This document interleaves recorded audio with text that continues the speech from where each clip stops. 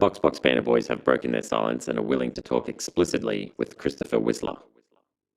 What were the motives for starting your podcast? We just felt it was unfair that we were being considered DDS fans. Our friends and family know the truth, and we're close-knit people, and they have monitored our fandom since we were kids until where we are now. We didn't start the podcast for money, but if it turns out to be lucrative, who are we to say no? Podcasting's not illegal, and if that's the least we could be considered or have on our repertoire, that, hey, I'm a podcaster and I make 18 cents per 1,000 streams, then we're happy. I think the thing that really staggered the public was the fact of the amount. It's reported that there will be weekly uploads. Oh man, weekly uploads? I guess I would be sick at the thought of the amount of work weekly uploads would take, but I think he exaggerated to a point on the amount of work he actually does. The public might look at it and say, oh God, that's a lot of episodes. But for a guy who works part-time, weekly uploads isn't really a problem, or spending 10k on this thing. If it was such a problem, he'd come to me as a friend and he'd say, hey Timmy, I think I've got a problem, blah, blah, blah. But I never got that call. It's been alleged that you've spent upwards of $10,000 on the podcast. That's an exaggerated number, but I can see how the public might look at 10k or whatever it was as a lot of money to start a podcast. But I'm a 33-year-old man with zero responsibilities. Either way, I felt I was betrayed by this individual. He considered himself a friend. I don't consider him a friend because friends don't do that to other friends. Do you feel like you chose the right podcast co-host or asked to see his resume?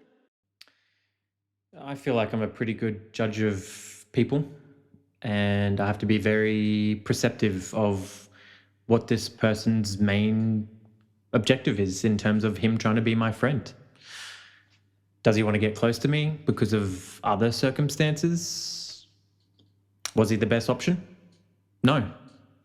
But what am I to do? He's my brother. Do you have a Formula One problem? No, I don't have a Formula One problem. I enjoy it. It's a hobby. If I had a problem, I wouldn't be sleeping. I wouldn't leave the house. My wife would have left me, or she'd be lonely. My kids wouldn't remember who their daddy was.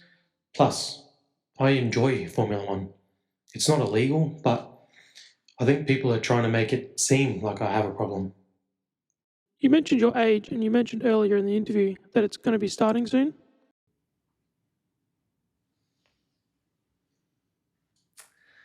Well, I felt I had a lot of things on my mind, and this is one of the reasons I wanted to talk to you and get some things off my chest so I can enjoy the history that we're about to make with this pivotal podcast.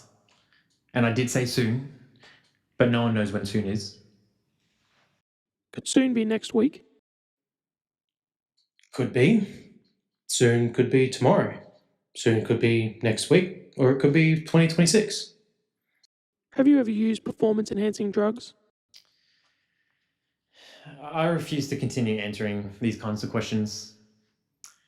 But I will not quit this podcast because of what the media has done to me or what other people have done to me. I will quit the podcast because my skills have diminished or I can't find the challenges to keep pushing myself. My love is always going to be there, but my pride won't let me leave because someone else is going to push me out. I'm going to leave on my own terms, and I don't think too many podcasters have that opportunity to do that. And that's what I want to do whenever it comes my time. Want to bet? No.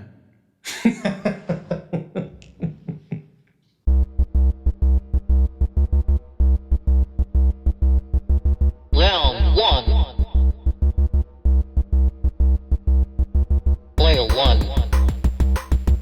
Ready. Player two. Ready. Fight.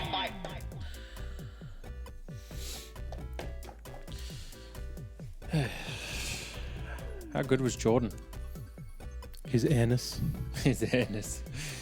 That black cat. A fellow enjoyer of motorsport. He is, yeah. Mm. Yeah. The American kind. It's a shame he's picked the wrong, Maybe category. his pockets aren't that deep. Do you reckon we could get him over to F1? He's been in the paddock a couple of times, hasn't he?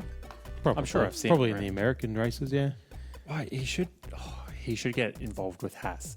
I would become a Haas fan if he was involved with Haas. So would I. 100% easy. And then do what he does in the NASCAR. Have the two cars, 23, 45. Yeah.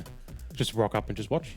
Shit, I don't I think he didn't- does anything. He just pays the bills. Man, I wouldn't even care if it was Grosjean driving. I'd cop some merch. Yeah, I mean, yeah. Yeah. He wasn't good. He wasn't a good NBA team owner. I don't want to cheat on Piastri, but Yeah. if it's for Jordan, Oh, you might get doing. might just Maybe cheat on he'll him. get doing over there. Who said anything about doing? Me. Speaking of you, Mm. the fuck happened to your head? I hope you mean the sunburn. The sunburn? speed dealer sunglass tan you got going on. Yeah, I was at Is the that like something you want 24/7? No, I'm growing into it. I'm growing into the look. Yeah, I don't know if you're pulling it off. No, I was at the racetrack on the weekend in Sydney. Oh yeah, Seeing sounds like a supercars. Yeah, I was Supercars. supercars. Fiat supercars. Oh, Yeah. okay. Yeah. No Formula One, I suppose, but it was. Look, yeah. I understand it has been a long off season. You kind of get desperate for content. That was a good weekend. You should see my Don't knock YouTube it. history. It's like just the most rabbit hole F1 content you've ever seen. Yeah, I don't know. I don't watch a lot of YouTube videos. It's a lot of I don't know. I got a bit more spare time than you. Yeah, Yeah. yeah, I don't like to work. Personally, I don't like working. yeah. I just think a lot of the content's very Mid. yeah mid. Even the It's actual probably lucky that we're doing a podcast then, right? yeah, create some good content, get Yeah. some positivity out there, and Mm. yeah, get something out there that's not from someone who's a diehard Drive to Survive fan. That's me, of course. I mean, I know you're all about it.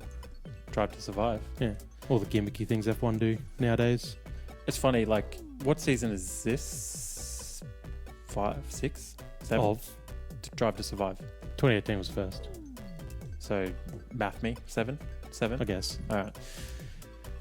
Do you reckon people have caught onto the fact now that Drive to Survive isn't actually how Formula One is?